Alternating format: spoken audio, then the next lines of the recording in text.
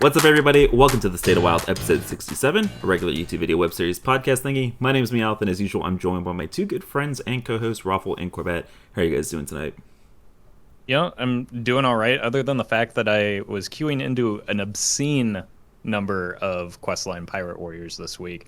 And as a reasonable person, I have no choice but to do what any reasonable person would do, and place the blame of that entirely on the two people that were reporting on that phenomenon, which is you two. So thank you, Get Me Out and Corbett, for ruining my week. You're welcome. Yeah, no prob. Yeah. We were happy to bring light the absolute revelation that Pirate Warrior equals good. But we'll get into that later. But yeah, I'm doing really well. The NBA season just started, which is great for me as an Aussie because it runs from basically the time I wake up, like 9 a.m., all day, just games constantly. So it's been very fun as a huge basketball fan. And yeah, Meowth is also a huge baseball fan, I think. And has been checking on his beloved Atlanta Braves. Yeah. My I mean, as we're recording this podcast, we are, Game 6, elimination game. One win away from the World Series. So by the time that this episode comes out, I'll either be really, really sad or really, really stressed, I guess, because Game 7 is tomorrow.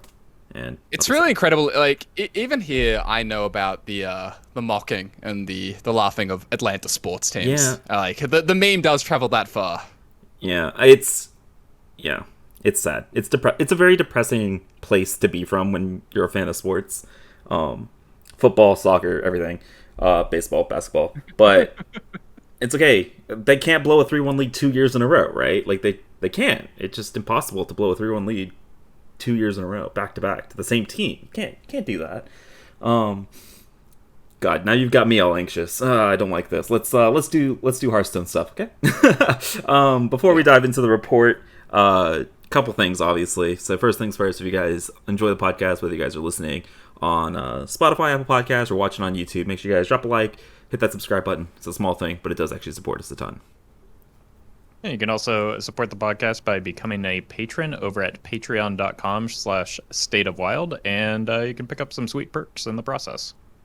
And of course, you can always come join the State of the Wild Discord server, where you can come talk about all things Hearthstone and Wild. All right, let's hop into things. First thing, before we actually dive into Wild, we just got to touch on Master Stores going on this weekend. So if you guys, want to watch some of the best Hearthstone players go at it, make sure you guys check out some of the VODs over on YouTube. Have you guys been watching a lot of Master Store? Yeah, it's a little early for me because I think it's on, they try and rotate the times to be friendly to the different regions. I think this one might be an EU-based schedule because it's I wake up pretty early for me, around 6 or 7 a.m. and it's already starting up around that time. So I can't imagine Corb is catching too much of it in his time zone. Yeah. Asia's been screwed over a couple times. There's actually a bit of outrage and a little bit of backlash about some of the time zones because I think they shifted it at the last kind of second to make it 2 hours more friendly for EU and A. Makes sense from the viewer side, but, it does suck if you're an APAC because the games for me run between midnight and 7 a.m. Not a lot of Masters Tour watching going on from here. Yeah, and, if you haven't competed in a Hearthstone tournament, regardless of, the level of play that you're playing at, it is an absolute slog. And to be going through, what ends up being a mentally exhausting endeavor between midnight and 7 a.m. just sounds awful to me. So I can't imagine that. I've done online tournaments. I went to a live event and I just wanted to pass out and, go to sleep immediately after. And unfortunately I had some driving to do, so that wasn't a possibility. But it's very easy to underestimate just how mentally taxing it is to play a children's card game at that level for that period of time, but it really does wear on you, and I can't imagine doing that as an APAC player this time around. Imagine playing your GM qualifying match at 5 a.m. and making misplays just because you're mentally exhausted. That's got to be. It's the third day, third day that you've been doing all-nighters. I've done a couple of those because of the just wild community events, but they're always NA based. My collection's on NA, and so it usually winds up the same thing where I end up playing from midnight till 5 a.m. and It sucks. Like it's so tiring. Even for a night owl sometimes, like myself. But that all aside, it is very fun. Like I know you guys watch a lot of GM. I tend to not watch a lot of GM. But like Masters Tours, I'll always like have it on in the background and we'll be watching just because like it's the best of the best, right? This is the Masters Tour. This is also where you get to like follow the underdog stories of like people trying to qualify for GMs and stuff. Yeah. And we also had a couple Wild members that are like super prominent in the community that qualified that were playing. So yeah, Masters Tour all going on. But yeah, let's dive into some Wild now. So let's start off just kind of broad. How was y'all's week in Wild? I know Roffle. I saw some of those clips about Pirate Warrior. I know you were having a little bit of a rough time with all of those, but other than that, how was your week? Okay, so a little context for those clips because I feel like that was missed.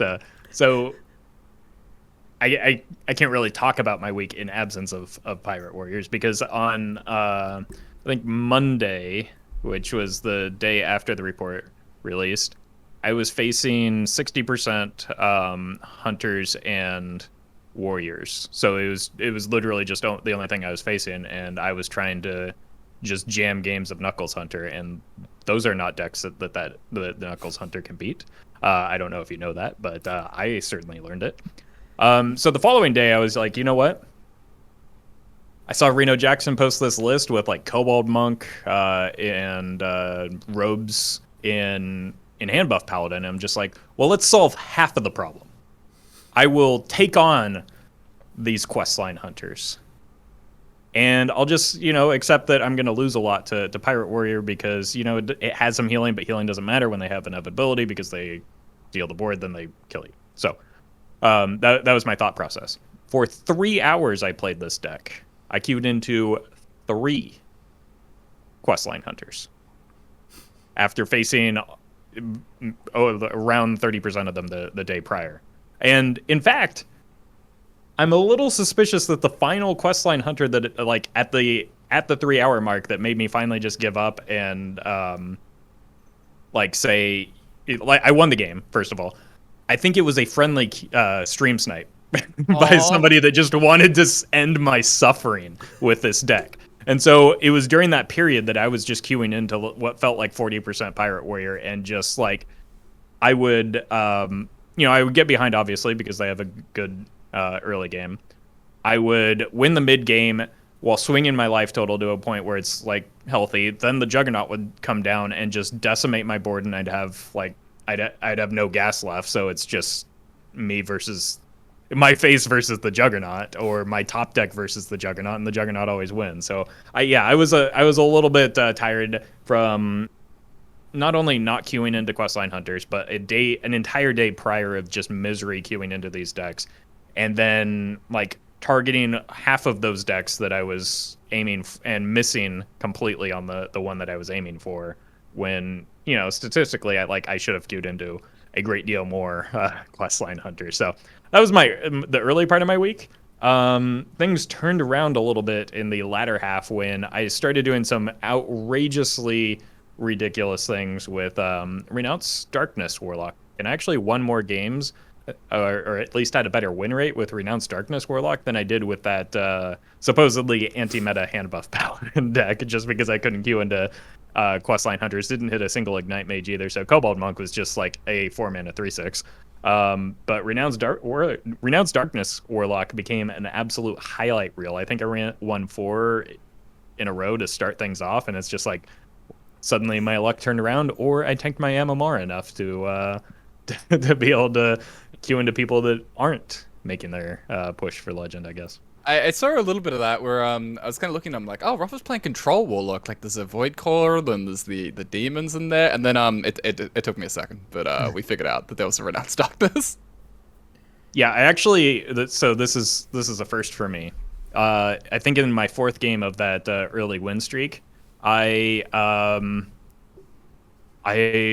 Rizakist somebody as Warlock. I got I got an on curve Raza Anduin combo and just comboed them down with a 0-mana hero power. It was because the cards that I got, like, my hand was pretty full because I like to like give myself a lot of resources when I go into the Renounce turn.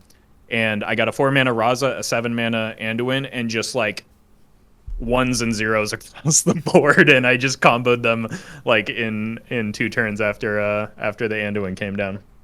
That's good to hear. I mean, I don't think we can take the blame for that, but I do apologize for your suffering. Like, I feel that. Corbett, how was your week? I was a bit on and off with Wild. Like, I played a little bit here and there, but most of this going in and playing Standard right now. Current goal is to try and optimistically trying to qualify for the next Masters Tour. I have to get a top 32, top 50, top 40, depending on like people who have already qualified, whether they're already in the top 32. They kind of push it down the list. But yeah, trying to qualify for the Masters Tour via a ladder finish. So it's gone all right. But Wild. I was waiting for the mini set. just waiting for the mini set for Wild, I think. Just gonna casually gloss over the fact that you are trying to qualify for a Masters Tour in your off month from Wild. Just casually. Yeah. I mean, I've never really tried to have like a really high ladder finish in Standard. I used to play like regularly at High Legend sometimes when before I switched over to Wild and sort of became like a Wild streamer and things like that. But yeah, this is the first time, so I've been bouncing around between like top 50, top 150, kind of in that kind of range, and it's been it's sort of like I'm feeling the same kind of feelings I felt before I streamed, where I'm queuing into people that I know who are kind of like quote unquote like famous in the Hearthstone community, you know, other streamers like big Standard streamers, and it's sort of it's very different than kind of queuing into Wild players and sort of being the streamer, like being one of the people in the community that people actually watch. And so it's been very, very fun to sort of, you know, queue into Pizza and Jumbre and like people like that. It's been cool. Well, we wish you the best of luck in your qualification attempts. Hopefully you get there before they nerf the Arcanist Garrote interaction. So hopefully you can get that and secure that top 32 finish before they make any of those changes to unintended interactions. Yeah. Yeah, he's hoping. Yeah, because they are planning on changing that. They've said that the spell damage with Garrote is intended, but with the Arcanist is not intended. So they'll probably change that. They didn't give a date or anything, did they? No, I I don't said think the they next did. patch. So Next patch. Okay. I think there may be some mercenaries changes being patched out in the near future, likely before the mini set. So I would probably place it there. Yeah, we originally thought, or speculated, at least I did, that the mini set would be out on the 26th. I think that is definitely not happening, and Roffle was probably much more on point in saying it was going to be maybe a week or two probably after that date. Yeah, my guess now was they did it. We haven't. This is again just speculation, but we haven't gotten any news or updates, which is a little bit concerning in terms of the timeliness of the mini set. Which makes me hesitate to even say this, but like it would maybe make sense to wrap it into the event patch that's coming up, just because you're deploying a patch already. I imagine that they've already got the content queued up for deployment with the mini set, since they were kind of looking at doing it with the mercenaries patch, and at the same time that was released. So I imagine that that's a priority for deployment over the event that was just announced. But the fact that they haven't announced any details about the mini set is a little bit concerning about that being the case. So take that with a grain of salt. You know, it could be a week following, but as somebody that was involved in a software company's deployment schedule, like back-to-back releases 1 week after another is not the best idea. It's exhausting for the staff, just because they're like I don't think everybody appreciates how much goes into like successful rollouts of a software patch. It's not just you flip a switch and the stuff's there. Like there's a lot that goes into it that you don't see. So yeah, I think you're referencing the November 2nd, I believe, is the Hallows Eve, Hallows End, whatever their Halloween fall patch event that they have, where they're gonna like do dual class arena and all that kind of stuff. That is supposed to drop. It it looks like a sweet event patch, and we got a free skin out of the deal, and I'm excited for the event because it looks cool, but I also just kind of want to know, and this is me selfishly as a content creator. I imagine the same is true for people that want to play the cards and are eager to play the cards. But for me, I want to know how to plan my life around new cards being released, and getting some amount of heads up would be good.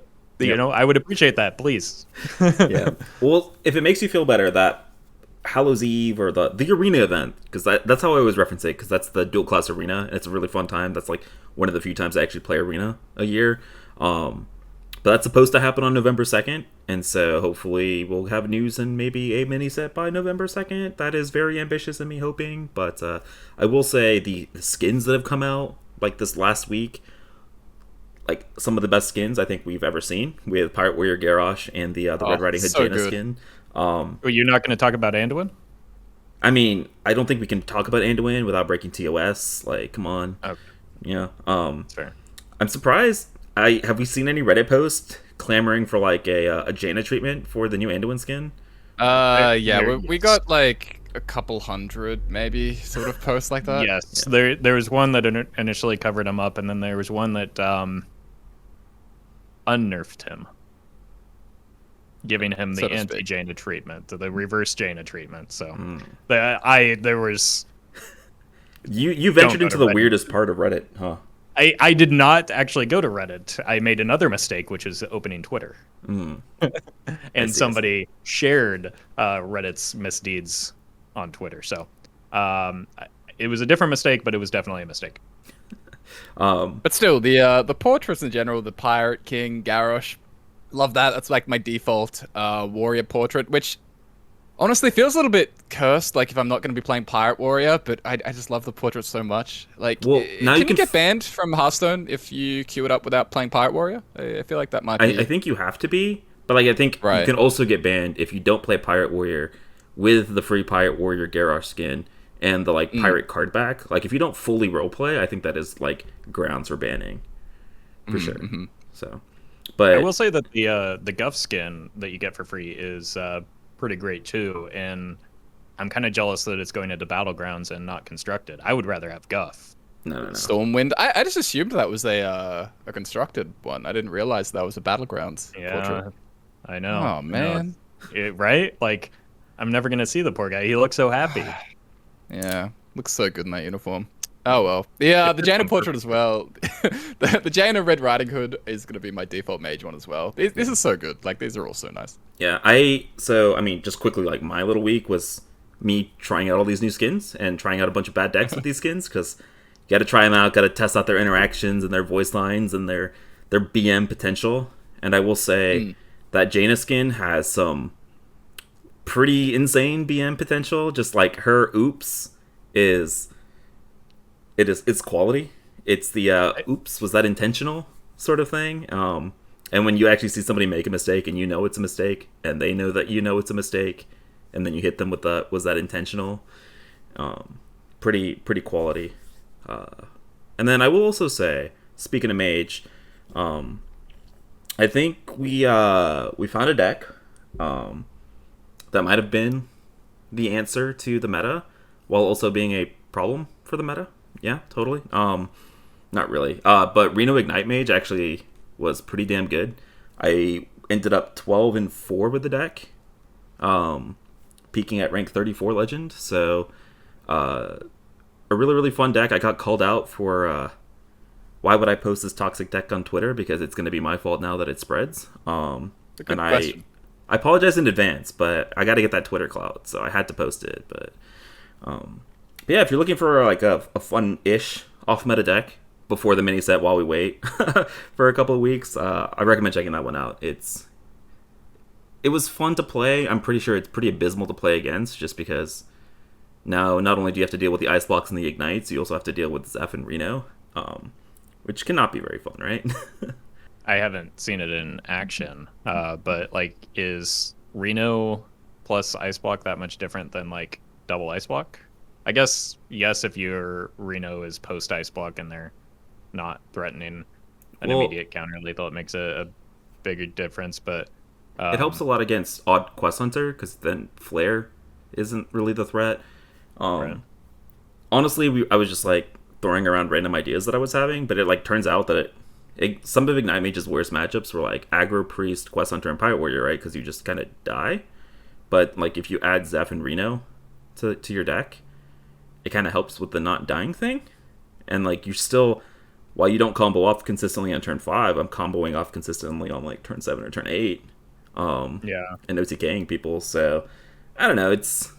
I had a really, really decent amount of success with it, and I don't know if it's a real deck, but I apologize in advance if it is. Okay. So, Yeah, my strategy for not dying in those matchups was to make the opponent die instead, and that seemed to work reasonably well for me. But I guess I'm not disputing, or I'm not suggesting you shouldn't innovate, especially this late in an expansion cycle when, as we see, it's good to see new decks in the format. I'm not suggesting you should do otherwise, but like, I don't know that it's necessarily a meta powerhouse. But no, you heard it here first. Roffle hates new decks. Everybody flame him in the comments. Thank you.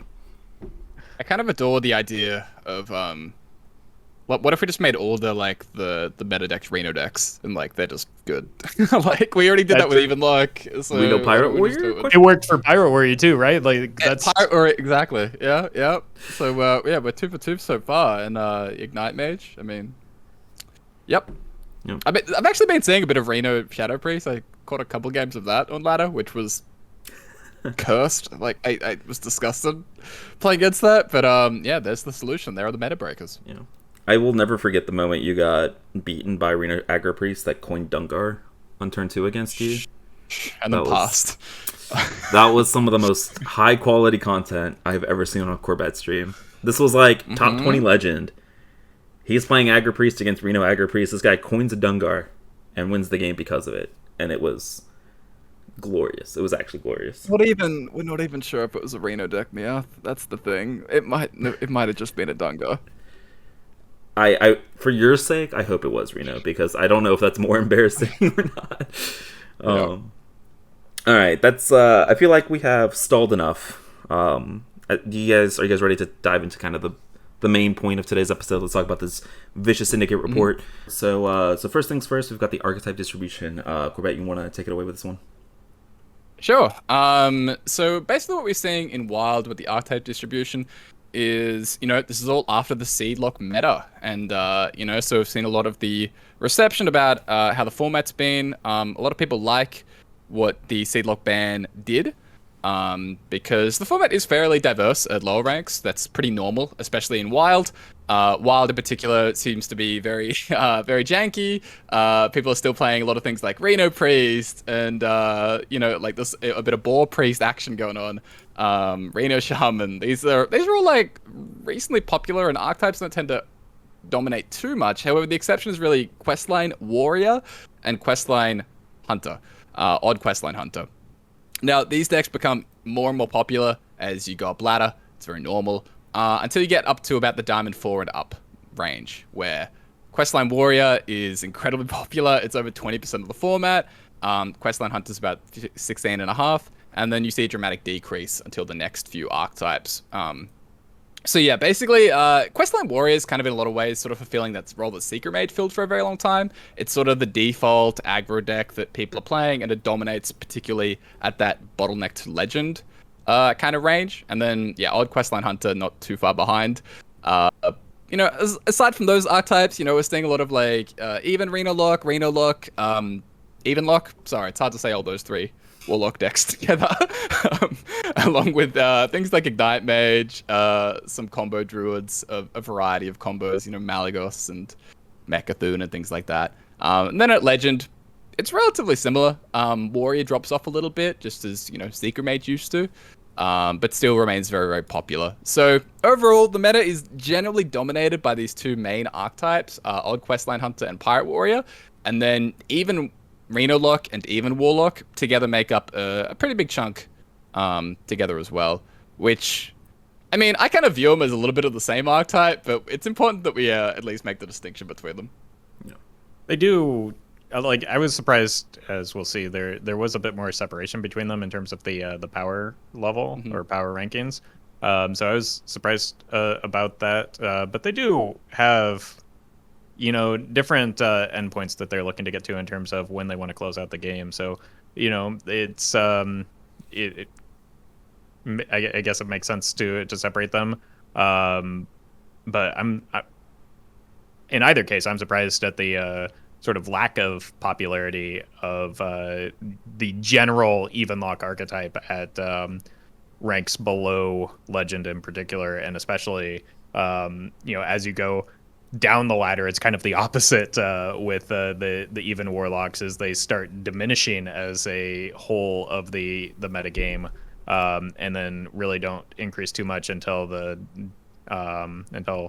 towards legend rank. So they're kind of going in the opposite directions that the other two decks are going in, which somewhat interesting to me because I think it's the case of information flows down a little bit slower in Wild because it's a smaller community, and I think the Evenlock in particular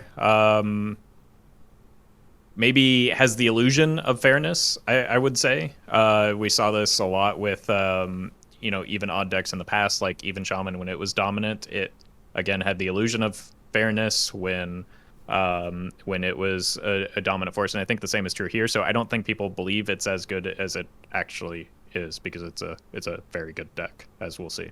I really think that a lot of it is just to do with the fact that people expected Odd, Questline Hunter, and Pirate Warrior to be really good after the Seed Lock got banned. Like, those decks were already very, they made up a pretty big chunk of the meta, and people thought that they were going to be quite dominant once the ban happened. I keep calling it a nerf, I think, but once the Seed Lock ban happened. Whereas even Warlock was probably a little bit more under the radar. Like, it's a deck that people knew about. It's a deck that I thought was really, really good, at least a week or two before the ban happened.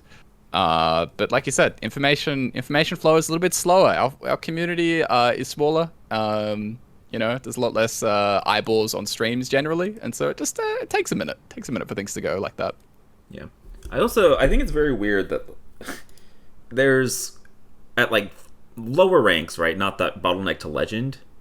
We were talking about this earlier when Corbin and I were writing this report that like, man, it must be a really, really good time to not be trying to hit legend because when you're looking at these lower rank brackets, you've got stuff like Reno Priest, Secret Mage, you got Questline Mage, you've got a bunch of Shaman archetypes popping up. Like, there's a lot of diversity, right? There's a lot of decks that people are playing at these lower ranks, and it must be really, really nice because once you hit this bottleneck to legend, it's like 50% warriors and hunters, and you have to deal with all of those. And then in legend, it's all of the warlocks kind of come out of the woodworks, and so it's very surprising to see all of that. Yeah, it really did catch me off guard when I saw that Questline Mage was like by far the most popular mage deck between bronze and gold, and that's just going to be mostly people playing the standard version of the deck in Wild. But yeah, I mean we're all relative to the majority of players, we're all highly engaged. We communicate with people who are highly engaged, relative, to more casual players, and it can be. It's always a little bit eye-opening when you do see that and you understand a little bit more what a lot of players are experiencing on ladder and how that can be a little bit different than what you are. I mean, even if you're not tryharding super hard, like, hey, maybe you're like Diamond 5, whatever. At Diamond 5, you're in the the upper few percent of players on the entire ladder. So it always is a little bit eye-opening, yeah. Yeah, as the resident casual, with maybe a bit more casual of an audience than the rest of you. I think some of the misconceptions about Questline Mage from Standard have carried over into Wild. Until very recently, I was getting very frequent calls for nerfs to the Mage quest in Wild because of its strength. And really, people seem to be under the impression that first of all it's broken in Standard, which I don't believe is the case, and second of all that it's so broken in Standard that it's very good in Wild as well. But it's just slow. Like it gets its questline online so much slower than the other questline decks in the format that there's just no chance at it competing. But that said, for quite a while I was queuing into Wild versions of the deck that had wild card. So it is at lower ranks. I would say, yeah, it's probably primarily people just porting over their standard decks. But as you climb up, it's not unpopular at the high mid tier ranks. So it's there. Yeah, I mean, I think one of the bigger surprises that also like jumps out to me is like at Legend. We've talked about this before, and we'll maybe talk about this a little bit later. Where in a meta dominated by these 4 decks, right? Warrior, Hunter, and the 2 even lock decks. Like, I'm still surprised that we're seeing a large percentage of people playing Secret Mage and Reno Priest and Big Priest.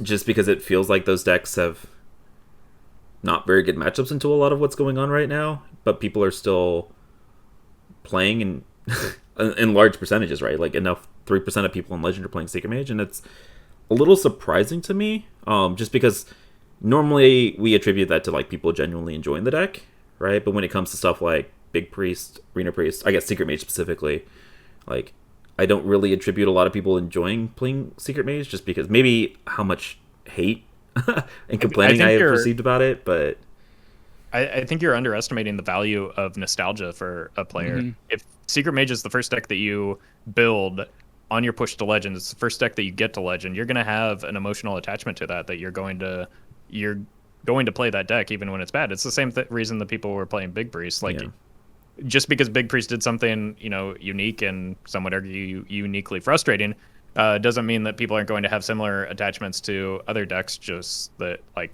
kind of exist in the format. So Secret Mage, love it or hate it, and a lot of people hate it, like has been a staple in the wild format for a long time. So like, if people are looking back fondly on the previous metagames, they might think, well, I'll bust out the Secret Mage and like I just force the nostalgia. It's this, and I know it gets memed on a lot, but that's the essence of what Ixar meant when he said play your old decks. I know it's become a meme, but like that's the people that are you're witnessing what he was talking about. So I guess the last thing to touch on with the archetype distribution is that Wild is officially just a 9 format class again. Demon Hunter is about as dead as I've ever seen a class in Wild. Like 1.4% at Legend, 1.3% at Diamond 1 to Diamond 4.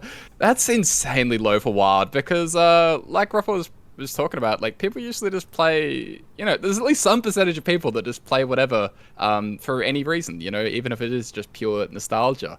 But wow, like the fact that it is that low it's pretty incredible. I think I maybe saw Hunter get to that point like a couple expansions ago, but even then at Legend, it was probably at least 2 or 3. Yeah, I think when we were talking about like Shaman, Demon Hunter, and Hunter being like super dead before Forged in the Barrens mini set, I think they were all still hovering at like 2.5-3%.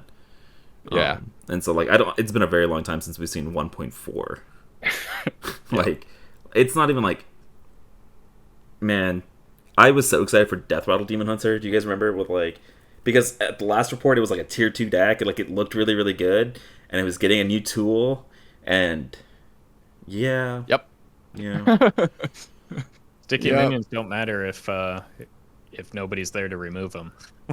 And everybody's just trying to kill you. Like that's the reality of it.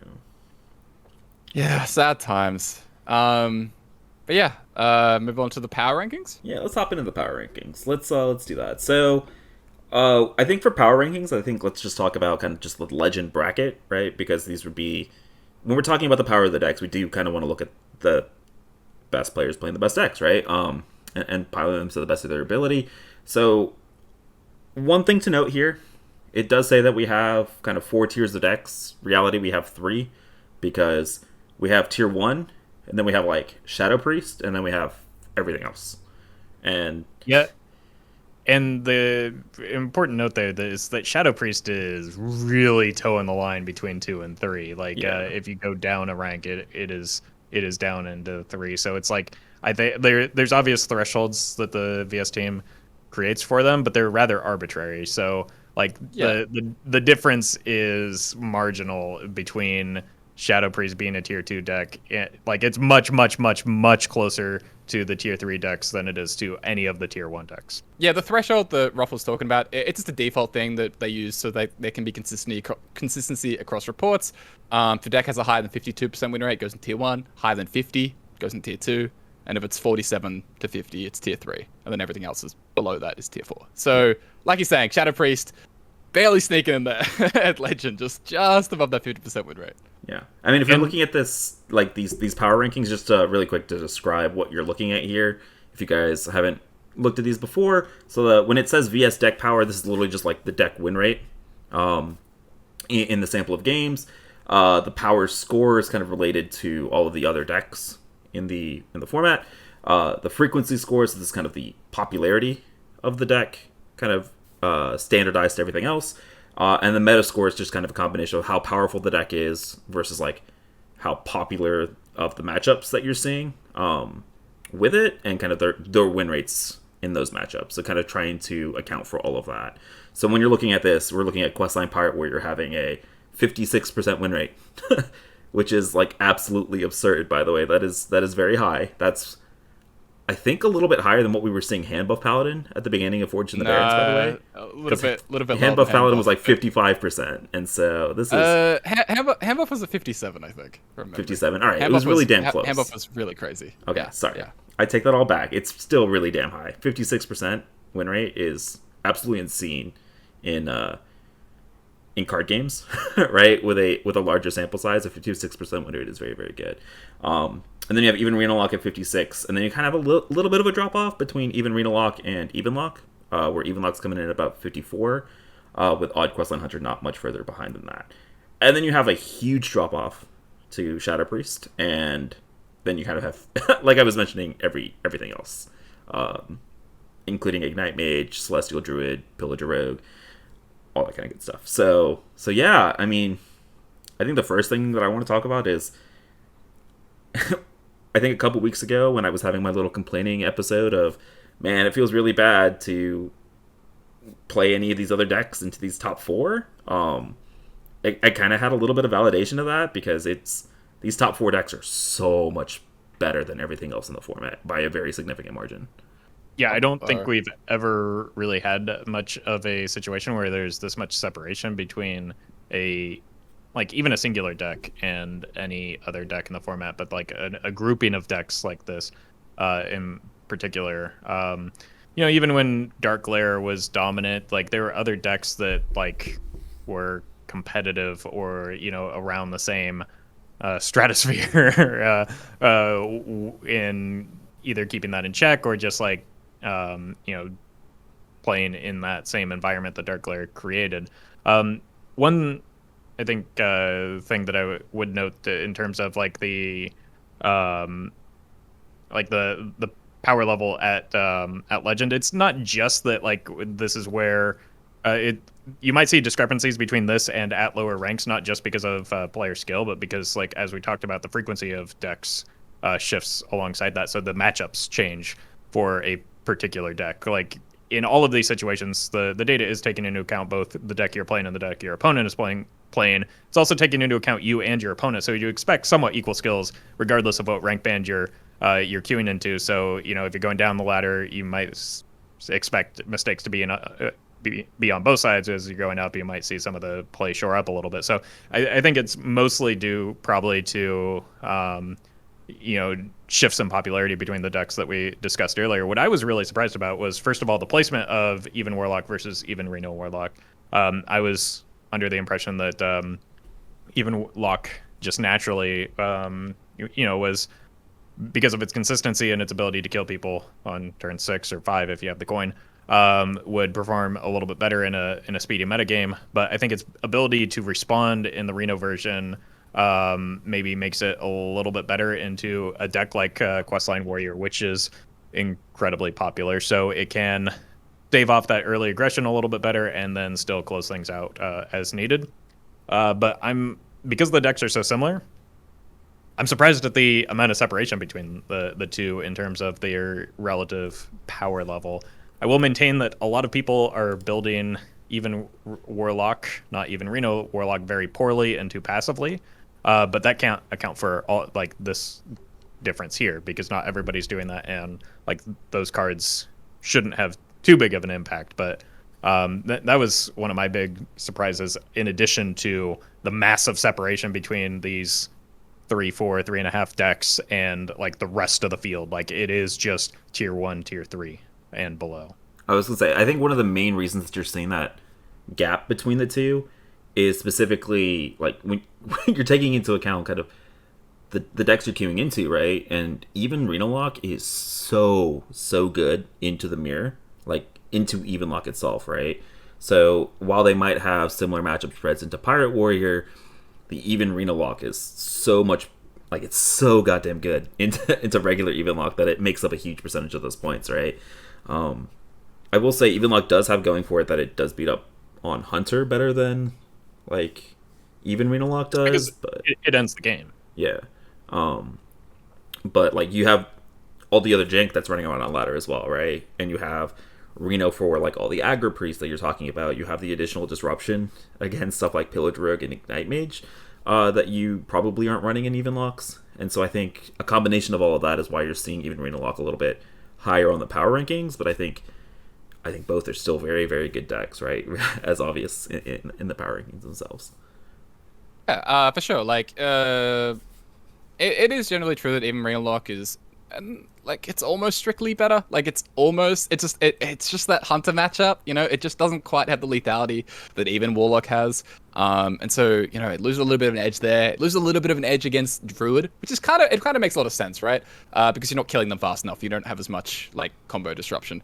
But against the rest of the board, you know, like, even Reno, they have Reno Jackson, so they're a lot better against the burn, like Shadow Priest, and it's just good enough against the other stuff. So it was interesting, though. I wasn't sure what we are going to see with the matchup charts for Even Lock and Even Reno Lock. It's one of those things where it's very hard to know just by playing, you know, like, oh, how much of an edge am I gaining against this deck, and how much am I losing against this, and yada yada. And so it was nice to sort of have it sort of laid out and seeing exactly where the differences lie, and, you know, see definitively, like, oh, even Reno Lock is, you know, maybe 5 to 10% better against Old Hunter, for example. But aside from just the Warlock and the even Reno Lock stuff, I need to get this across so much, just how broken this format is.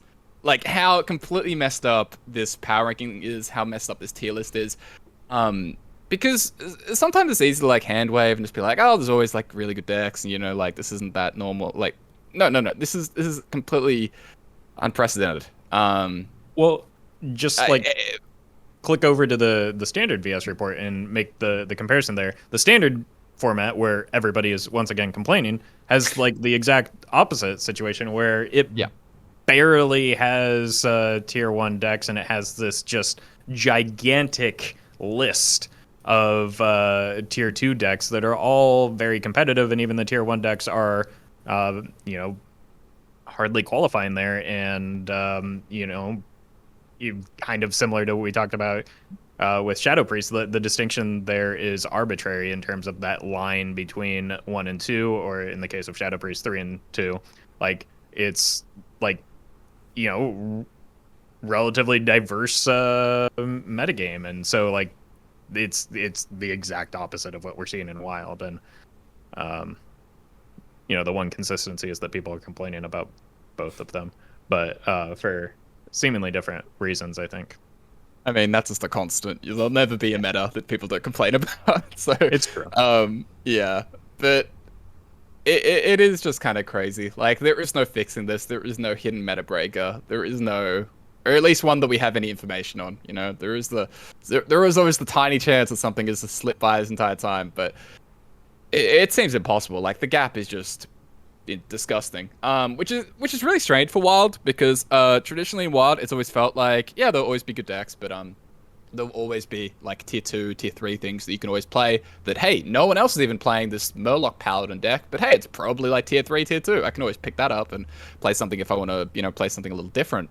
And this is just not that. This is just as unbalanced as ever been for this like prolonged amount of time. You know, it's been over a month, and we were able to get a report on this. Like, usually if something's this bad, I mean, hey, Warlock got banned. Yeah, Demon Seed got banned after nerfs also to the Demon Seed, or at least that deck. So this is the longest time that Wilds looked like this, I think, and it's kind of just. I mean, it does really paint a picture why I personally haven't been enjoying the format this much. Why I haven't wanted to stream. Why it's been really tough to not just play the best decks because the gap it's silly. And I think that the way these decks protect each other, these three archetypes really, even Warlocks, Hunter, and Questline Warrior, they completely cover each other's weaknesses a lot of the time. And it makes it basically impossible to ever break in and change anything without new cards. And so that's why we need new cards. And hopefully new cards can rectify this problem, I suppose. It is like, yeah, it like you said, they do cover each other really well, and the result is like a truly rock paper scissors metagame where it's just the cycle of these three decks. It's kind of weird where it's not quite rock paper scissors, just because like it is the three of them, right? It is just those three, but it is kind of funny where Warrior, like the short TLDR of all the three decks is this: Warrior beats everything except the other best decks. Warrior just crushes everything. Hunter beats the other good decks and has very clear weaknesses. And Warlock is incredibly well-rounded and protects Hunter's weaknesses. That's it. Warrior good against everything, loses the best decks. Warlock protects Hunter, and Hunter can't really be targeted and is good against the other good stuff. That's the entire format, essentially. Yeah. And very similar to how Seedlock was, they all have a very narrow window that they allow games to be played in. It's not quite as egregious as Seedlock, I don't think, but like that problem that we discussed with Seedlock isn't solved by these three decks. It's just separated essentially Seedlock into these three decks. So we've got a very similar metagame with at least maybe the illusion of more breathing room in the later turn. But like the Juggernaut, like I talked about earlier, is just absolutely relentless in what it does. I pushed back on Meowth early on in the expansion on this, and I was wrong. Like, yeah, I was wrong. Like, it's the inevitability that it provides is, I think, is underestimated, or at least was until somewhat recently, or maybe it was overshadowed by Tamsin. Yeah, I mean, first of all, we got to pause here. Roffle said I was right about something. We got to take that moment and acknowledge that. Yeah, I mean, I think it was definitely overshadowed by Tamsin's power level. And kind of like speed at ending out games once you play the Tamsin, and like once you play the Tavish, the speed at closing out games of those decks was like super obvious. Whereas like the Juggernaut, it's not super obvious. It's super long, grindy value, but it's like an obscene amount of value that it's every turn. It's pretty gross. I'm actually not gonna lie.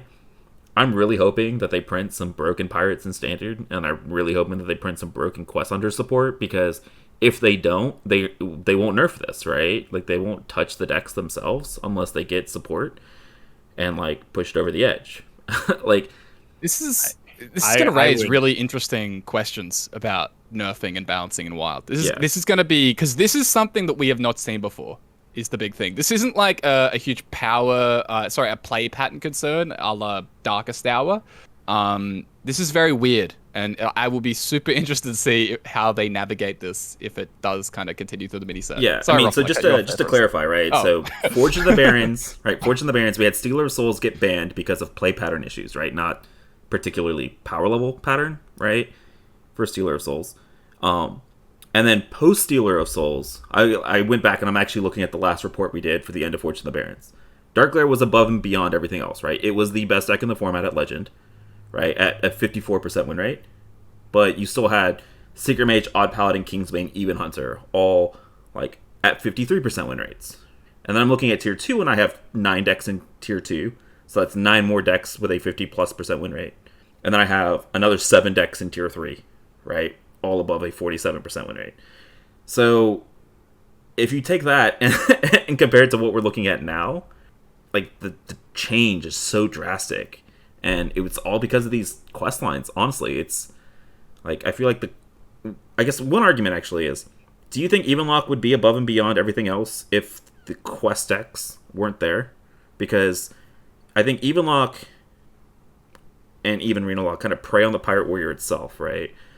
Because they're really, really good into those decks. Do you think that they would be as good as they are if Quest Hunter and Quest Warrior weren't a thing? Like, if they do end up being nerfed because of everything that goes on with the mini set, hypothetically, what do you think happens to Evenlock? I mean, you can just look at some of its matchups against some of the previously like good meta decks, right? Like, even Reno Lock does reasonably well into Secret Mage, but like even Lock's not good into that. It's terrible into hand buff Paladin. It's bad into odd Paladin, and part of that's some of the way that it's built now, just to be more aggressive, and that's why you see even Reno maybe shore up some of those weaknesses because of the ability to heal and more removal probably being run in those decks. But no, I don't think it would quite be at the same power. It would still be a very, very good deck for sure. But it feels like if we're left with just one of the good decks, like independently, other than maybe Pirate Warrior, these decks are reasonably easy to target. It's just when you target them, as I saw, you get very much punished by the other deck, so it kind of defeats the purpose. Like, you lose the benefit of targeting that deck because there's still two other very good and very popular decks in the format. I just personally want to go on the record saying that no, I do not hope that the mini set releases new cards for these decks that are broken, because I don't think that we're anywhere near the point where a set of 35 cards is going to break these decks in standard.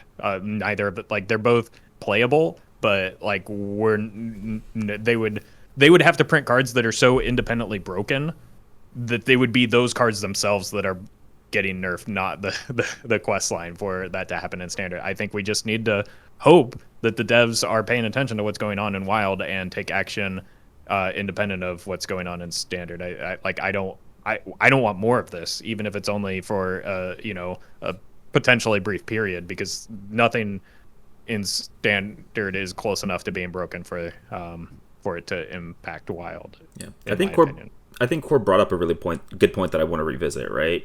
Where how do you think that the devs are going to balance this, and will they balance it, right? Where like we have three decks.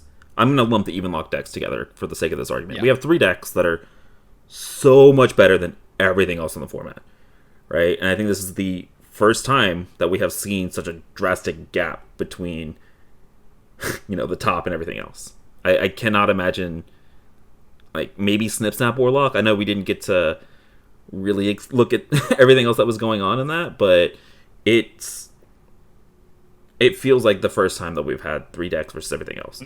No, it absolutely, like, I went back through about 10 prior reports, and pretty consistently the biggest tier is tier 2. It's those decks that are just like on the verge of being the best decks, and like it's either tier 2 or you have a big lump at tier 1. We've never seen anything like this before. It's like, yeah.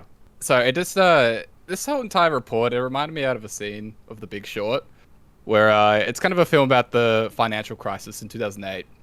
And these guys, they want to check out the housing market, and they want to find out just how like broken the system is. And so they're like, oh, come on, it can't be that bad, like, right? And so they fly out to Miami, and they find out that they're going around, all these houses are just completely empty, and there's no one living there. They're like, what the hell's going on? Like, why is everyone just skipping town? And they assume it's broken, they assume it's bad, and they go to a strip club, because they find out that all the strippers all have like 5 mortgages, and they just have like condos, and it's just the message that they just come back with is, it's so much more fucking broken than we thought. Like, that's what this report was to me, where we had these like 10% reports that come out, and like the community was obviously very aware, but seeing the actual numbers here and just seeing that disparity and how insane it is, like, I just, that needs to be emphasized so much. And I don't know what Blizzard is going to do, because they have never nerfed for reasons like this in Wild. Like, they've never targeted like an entire set of decks at one particular time, and I have no idea what they're going to do. I have no idea what they can do. Like, because like, what is the solution here? 2 more bans to the marquee legendaries in the Wild format? We don't know for sure that a ban on, at least raid the docks or whatever the quest line is for Warrior is necessarily a blanket solution, because they also released very good pirates in this in this set that would just make regular aggro Pirate Warrior a very good deck. It would probably be, closer to aggro Priest, if not a little bit ahead, but it'd still be a very good deck just without the inevitability. So I don't know what the solution is. Yeah. I think we're gonna see in the next few months kind of Blizzard's gonna come to a kind of a bridge where they're finally gonna have to take a stance on what they want this WoW format to be, right? They're gonna have to decide, and it's gonna kind of decide the course of the format for the foreseeable future. Are they gonna come in here and make balance changes and curate the experience of the players in the format, or are they literally just going to say, well, these play patterns aren't super busted, right? And we're not going to ban things because of the things that we banned in the past. So you guys are kind of on your own. This is the WoW format. Deal with it. Yeah. And it's going to be really interesting to see what they do. And I'm kind of scared of what the reaction from the community is going to be if they take one stance or the other, right? And I don't want to say I'm looking forward to it, but I also I would like them to come to that decision so that at least I know what to expect of what the format's going to be. But yeah, I don't even know how we're coming to the point where you can't ban one thing from these decks, right? And just answer the question. I mean, you can though, because if you ban the quest from Questline Hunter, the deck's dead. You can ban things. It is that simple for that deck. And if you do ban the quest in Questline Warrior, that at least solves the top end of the problem. It doesn't delete the explosive openers that are frustrating to just lose against because you get blown out. But that's an aggro deck. The problem with the is when an aggro deck has inevitability going into the later turns and you can't outvalue it. So I think there are solutions here, but like you said, they've been hesitant to take action for decks like these that are just very powerful and don't have maybe negative play patterns associated with them. I would argue that maybe only having 3 viable decks in the format is a pretty negative play pattern. So we've talked a lot in the past about how the conversation of the community, during Ixar's Q&As, they inevitably there will be a member of the Wild community that says, do you have any plans to balance Wild? And the response is, well, Wild is not the curated format. We don't, and everybody gives the same surprised Pikachu face to the question that we've heard the answer to for years. And we've talked a lot about that where, yes, that's the expected answer. You might disagree with it, but why are you surprised?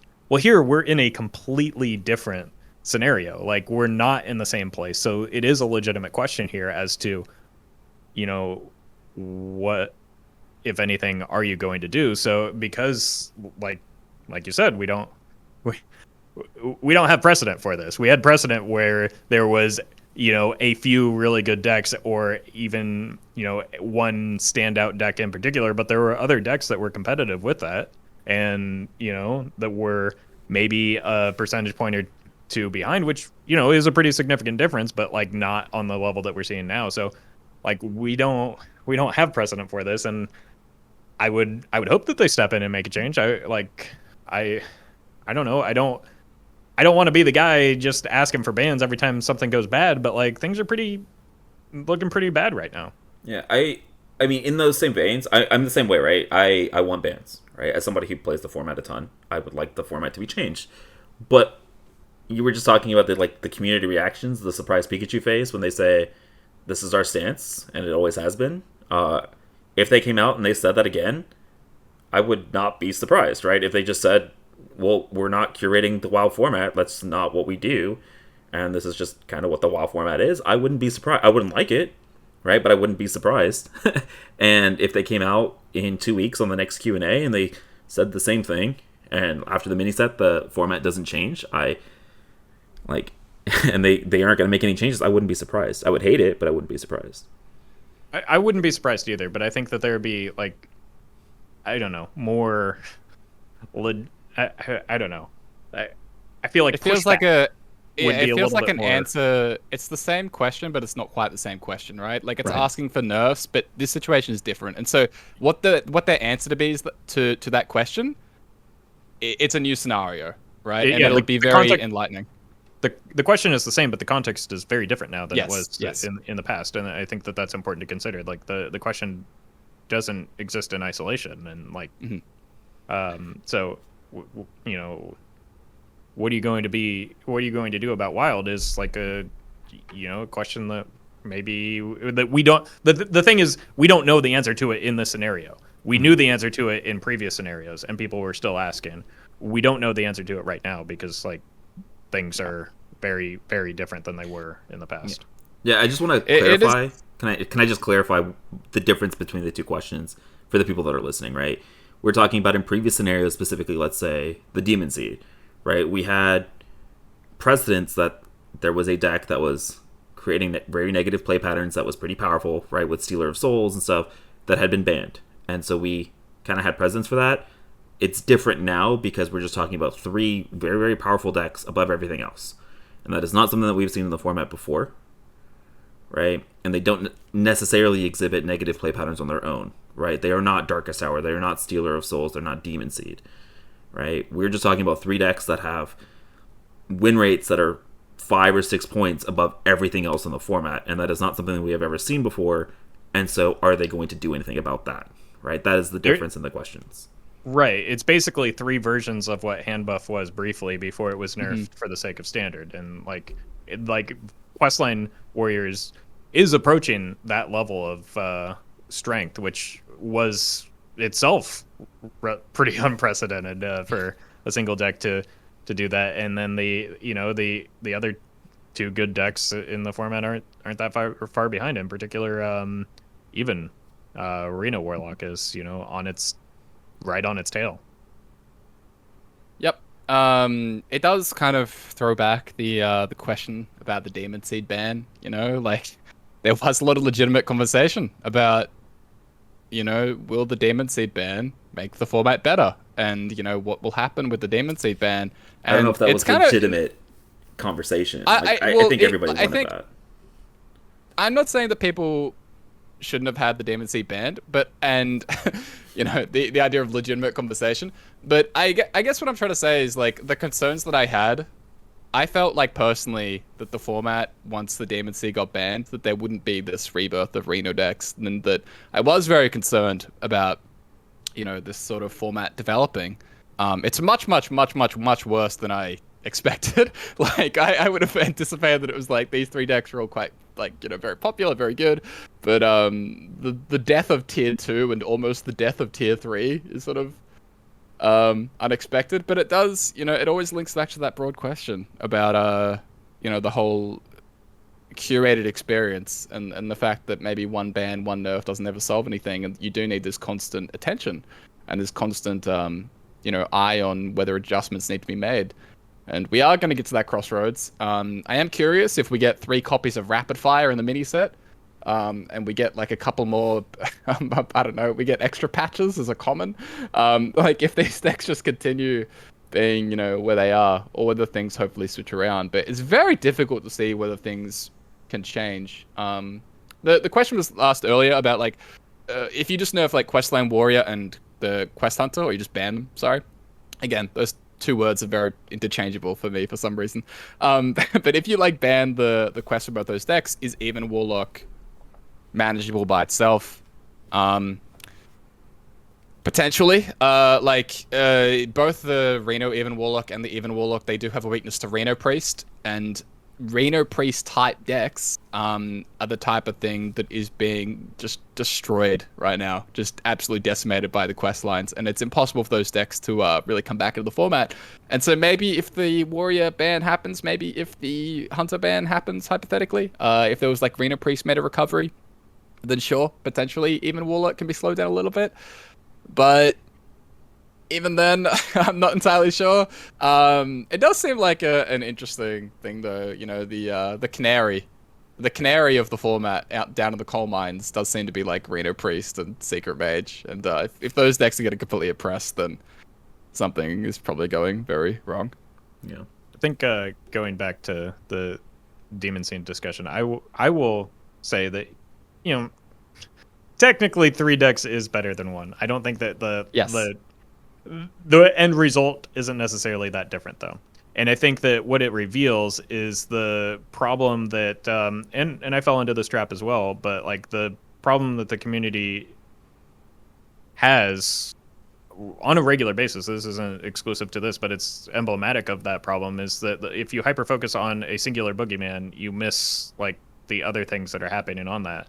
Seedlock was super oppressive, but like, you know, we're seeing things like Odd Hunter and Questline Warrior crop up in the meantime, and this is why game balance is difficult, because you can't just, you know, bash things and make them go away because other things crop up. In this case, it's a Hydra situation. We cut off the Demon Seed and 3 more decks popped up. Like, I mean, I would argue that continuing that trend would, you know, grow the number of playable decks exponentially, and that would probably be a better system. But either way, when you have it, I don't think it matters that much how many decks are here when they're this far above and beyond everything else. I think that it cannot be iterated enough how big of a separation there is between these decks and the rest of the field. Like, and this is the good decks that we're talking about. Like your jank just like loses so much ground because it can't even beat the tier 4 decks, which were, you know, previous meta decks, and let alone those top 3 decks that are just dominating everything else. So like it just creates unreasonable field. And it can get worse. Like the Odd Hunter, the Even Warlock builds in particular, like they can get better. People can play more of these decks. You know, even Renalock and Renalock are only about 6.5% of the format each at Legend. It's only about 13% of the field total. Odd Hunter was around the same at Legend. Those decks could get way more popular. Like if people were playing, you know, quote unquote optimally, these decks would be basically about 1/3 of the field each, sort of thing. Maybe Warrior a little bit less because it does lose to the Warlock and the Hunter. But these decks are not as popular as they, you know, quote unquote should be. And so this is sort of like, this is just showing the patch. This is the showing the information the first 3 weeks after the Demon Seed ban. If things don't dramatically shift in the mini set, which to be fair, last mini set, Shaman got opened up a lot. And slower archetypes got a little bit better, but there weren't that many great game-changing cards from the mini set, and so it's not out of the question that the mini set mightn't affect things that much, because it is only like 35 cards, right?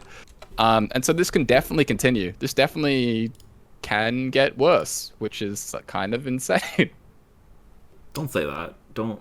I know we've been super doomer, but if you go down that route, I need to be doomer because I feel like I keep repeating it, and Roffle again has said it just before, but like this is so bad and so unprecedented, and it just needs to be emphasized, the gap and how weird it is in any format, in any gamer, not just Wild and Standard, whatever.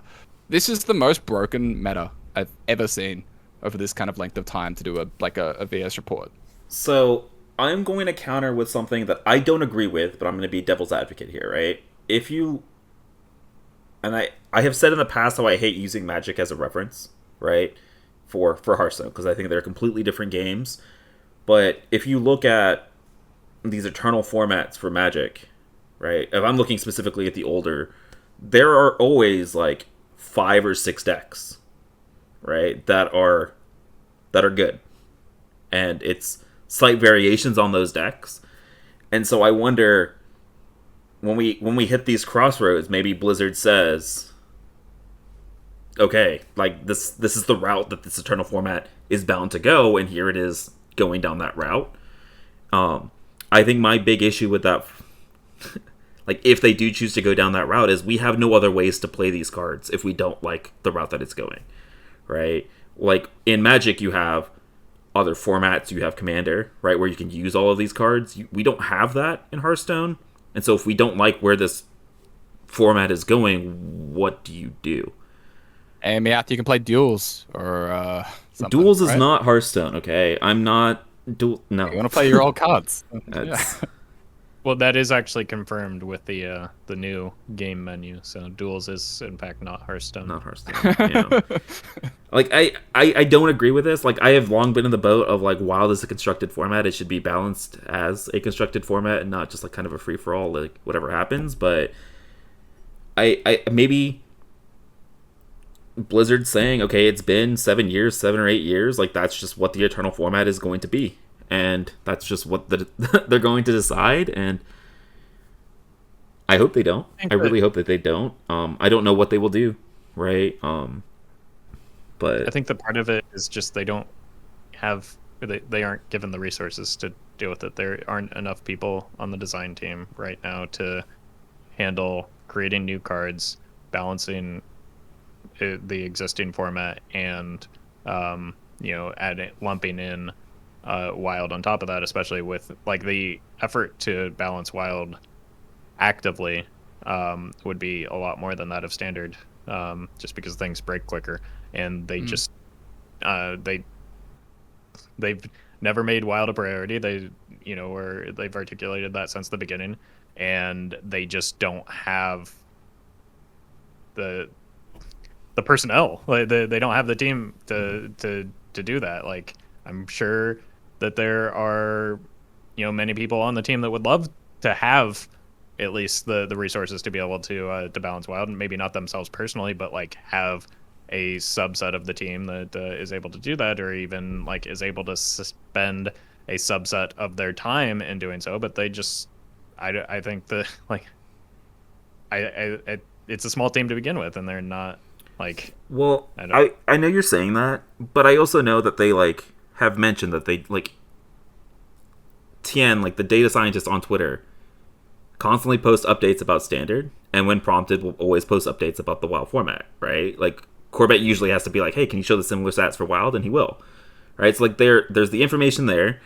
and I don't think we're asking for regular things to keep things fresh, right? We're not asking for change for the sake of change. We're asking for change in the sake of abnormal circumstances, which I think this is, right? And no, I know. What I'm saying is that their time is finite, and if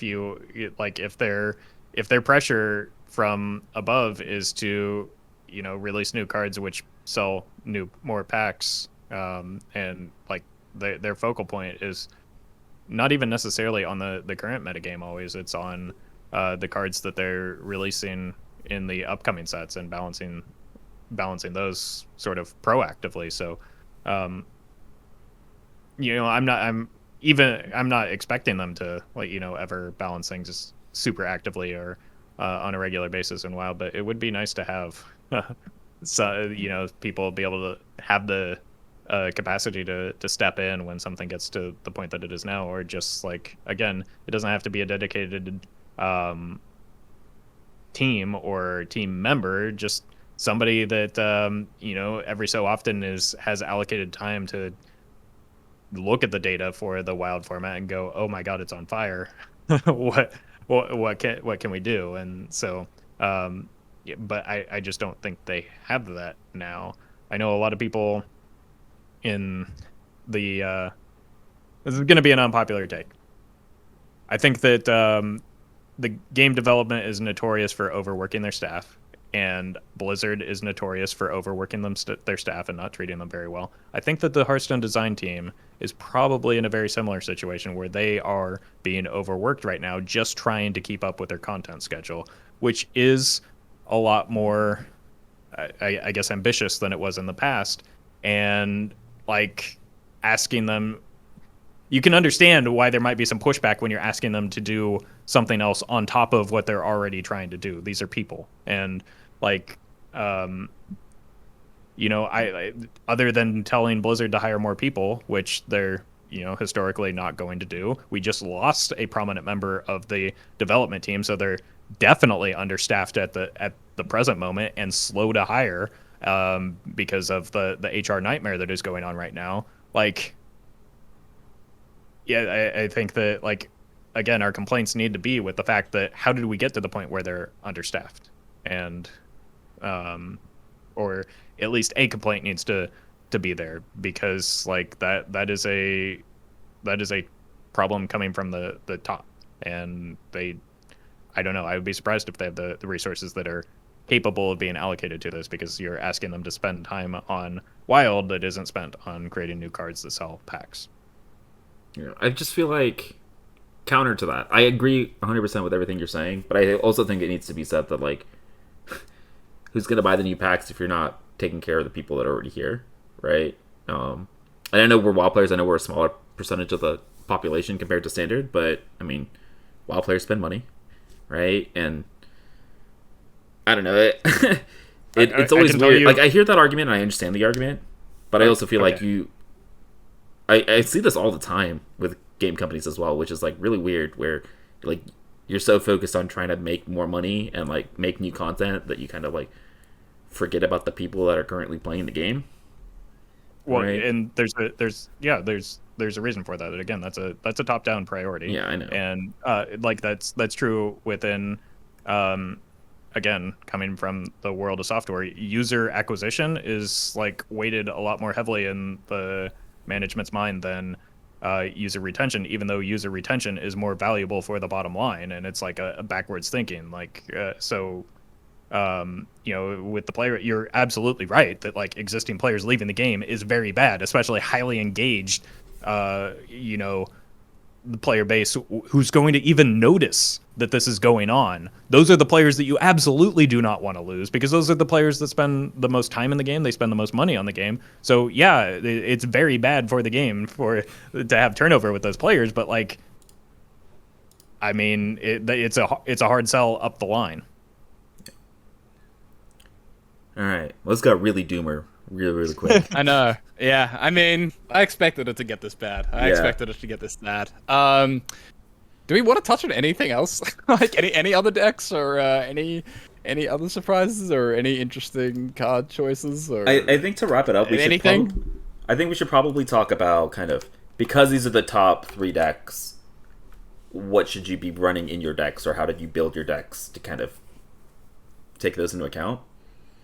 Like, you don't. You can't. Yeah. But yeah, I know, but like, I'm talking about like even Reno Lock should probably now, like N'Zoth should be a guarantee in your deck, right? So that you can actually play in the mirror, right, or have value in the mirror. I don't know.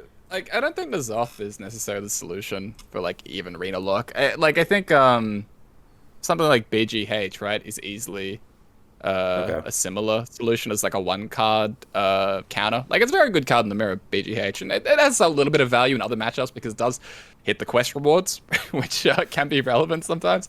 But yeah, in general, like, the thing is, if you're an even lock, you probably want Galactic Crawler. Like, hey, Galactic Crawler, great. That's a fantastic card if you're queuing the Pirate Warrior. The thing is, a lot of decks, they can't just tech in and fix the matchups. Which is part of the problem, right? That's part of the heat. Yeah, right. Like, there's not really anything Secret Mage can do. Like, Secret Mage can't really afford to be running a Galactic Crawler because even Warlock gets to life tap and has a 1-mana hero power, and so they can carry this immense hand size. And if they don't have great cards, hey, they can always press that great button of theirs. Secret Mage, if you draw a Galactic Crawler, you have a River Croc in your hand that does literally nothing, and you are desperately in need of having every card be high quality. Same with like Celestial Druid, right? Like, what the hell does Celestial Druid to be like you want to run Naturalize to try and help against the Druid matchup when you're probably just losing anyway? Like you can do these things, but you're not going to be able to fix everything because, again, these decks all protect each other so much. And if you tech in Naturalize to handle even Warlock a little bit better, great, you have like a completely horrific trash card against both Hunter and Warrior, one of which plays very small minions and one of which plays 0 minions. So yeah, there's not really great solutions all around. And it's mostly about how the better decks can tech for each other than anything else. It's about getting. I think that's specifically what I was talking about, right? Like, if you're talking about the 3 decks, how should you be building your 3 decks to kind of take advantage of everything? That was kind of the point. I did not articulate that well, right? I apologize in advance. Or I apologize for that, but... Yeah, I mean, we have lists there, right? Like, you want Hunter's Mark in the Hunter deck, because it beats Giants. It's really good. You want Galactic Crawler in Even Warlock. Pirate Warrior, probably don't even worry about the other 2 decks. Just do your own thing. Play your aggro cards on curve. Well, important about Pirate Warrior... Lots of Hunter...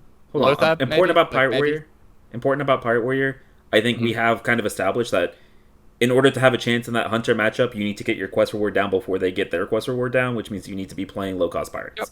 I think all this crap with sword eaters and 3/4s. I know we have been talking about this, but I just want to make this clear that the kind of we're not talking out of our ass, right? Like we have, in order to win those matchups, you have to get your quest reward down first, and therefore you need to be playing not 4 drops and 5 drops in your deck. You need to be playing 1 cost pirates. Like it has, even if the 1 cost pirates are crap, it's all about completing the quest, and that's all that matters. And like you need to be building your pirate warrior appropriately, right? You do not want to be running spider tanks in your. I don't care what the text on the card says. If it's a spider tank, if you're paying 3 mana for it and it's not a South Sea Captain, you should not be running that card. If it's not an Ankar or a South Sea Captain, you're paying too much for that card and you're wasting your mana. But I've been saying that for a while. But like, yeah, it's very much more true against Hunter, where you're just racing and hoping to get that Juggernaut online. Yeah. I think that, yeah, I don't want to continue the Doomer train, but I think the problem with trying to tech against these decks for things outside of the field is that, first of all, you have to queue into the right matchup, which is hurdle number 1. You have to draw the card, hurdle number 2.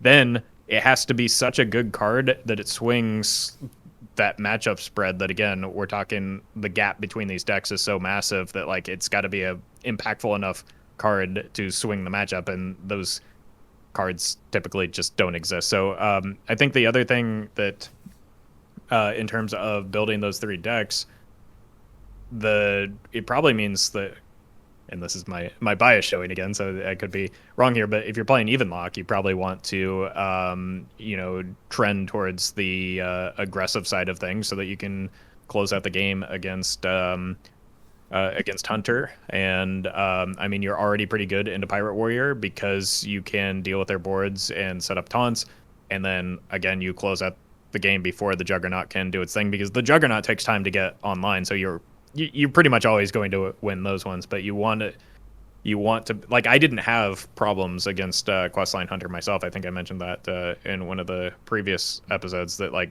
I was just fine killing them. Like you said, the only thing that really slowed me down a bit was if they were running Hunter's Mark. So I think that those are good call outs. And then just, a very threat dense version of Even Lock is a good way to go. And Flesh Giant is not a threat. It comes down way too slow, and even if it were unnerfed, probably wouldn't be an include in the deck right now, just because you don't have enough healing to offset and reduce the cost. You just want to race to your big stuff and then have that big stuff go face. Yeah, the even Warlock thing. Talking about like threat and going face. Spy Spread looks pretty weak, but the problem is like no one's playing without it, and so we couldn't really we couldn't really evaluate, because it's like maybe there is a chance that like you just need that healing for the deck to function, and we don't want to list something if like it might just not make any sense, but it doesn't look great, and so I totally understand just like cutting Spy Spread. You need to. I've been saying it for a while. So I played the Spy Spread in my climb. It was consistently the worst card in my deck. You do not want to run Watch Post. You do not want to run Dirty Rat. I could say I would say that Galactic Crawler is maybe arguable in a straight even lock, just because like again you're teching for a matchup that you're probably already winning, and you're making a River Croc in other situations. So like the other thing is that playing that Galactic Crawler, yes, it eats a pirate and swings some of the board, but it also makes you slower to hit some of your threats as well. So like you're making it harder to play a Mountain Giant, you're making it harder to play a Netheron or Knoll. So like there is a cost associated with that, and I think Knoll tends to be, in my estimation, would be a better way to make a guy and remove a threat than Galactic Crawler, just because it's so good into race dead. So I think that I think people that I've seen at least have been playing Even Luck quite a bit too passively, and I think that that's always sort of a trap that players fall into with that deck ever since Handlock was a original Handlock was a thing. I think there's a trap that players played it too passively. Yeah, I understand the don't tech for your matchups that you're already good in. I hear that a lot, but personally, like, I don't know. Questline Warrior is like the most popular deck in the format. Like, I think it's fine turning 40, like 60% favorables into 65s. You know, like I think taking its favorables is still perfectly fine and valid. The thing, It is a goal. I'm not saying it's amazing, but right, exactly. okay. I don't think it's shifting the matchup that strong. And Right. the thing that Pirate Warrior does really well is goes wide into South Sea Captain. So unless you're eating a captain, you're not solving that problem. And it has just absolute the real thing that it excels at, with or without the Juggernaut, is just absolutely relentless board refill. So if you're just removing a thing, that's not really solving the problem in my estimation. Yeah. And Dark Bombs. Dark Bombs are cards that you guys might want to play. Nobody's really playing Dark Bombs. Like, it's not like Spice Bread, though, where people, like, literally, basically 100% of what we looked at, people playing Spice Bread. It's not quite that with Dark Bomb, with the opposite. In terms of some people are playing Dark Bomb. I worded that very strangely, but there's a small percentage of people playing Dark Bomb. Majority of people aren't. It's a good card. It goes face. Face is good. It also clears cannons. It also clears void touch attendants. Yeah. It's just a good card right now. The thing about Dark Bomb, though, is that it goes face. Yeah. It goes face. Or at least it has the flexibility to go face. Are you lobbying for now a Soulfire unnerved to 0 mana so that we can put it in even lock and it can go face? No. I mean, I'd play it, but I'm not lobbying for making the deck better, because that's the last thing we need right now. In terms of other decks, like, there was a couple things that I looked at. Ignite Mage. You can just play one Ignite. Like, it's good to run one Ignite. And cutting one Biscuit was good, I think, because of it just makes the combo a lot more consistent. Having double conj can mean a little bit that you brick. But having at least one copy can be nice to free up a little bit of mana on that combo turn. And usually the one Biscuit's all you need, right? You don't need like double Biscuit for some sick combo turn. You can usually pop off, draw into the Biscuit, and then you get an extra mana to work with your Apprentice out.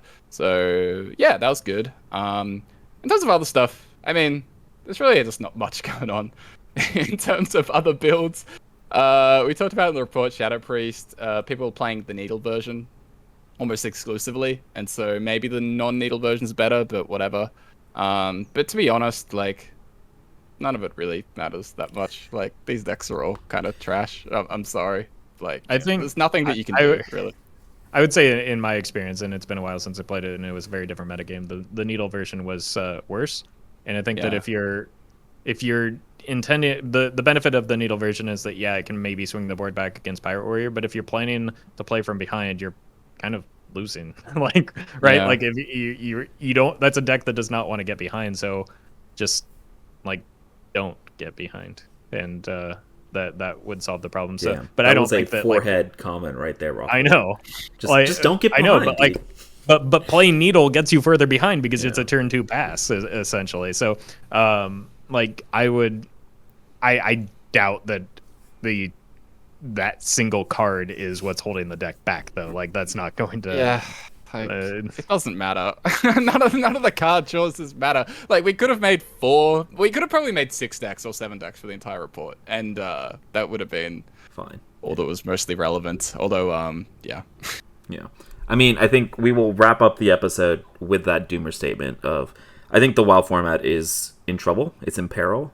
We're at a crisis, and it'll be interesting to see kind of how it gets solved or doesn't. Right? I think that's kind of the news that we're looking to hear. And there's not really much more to say.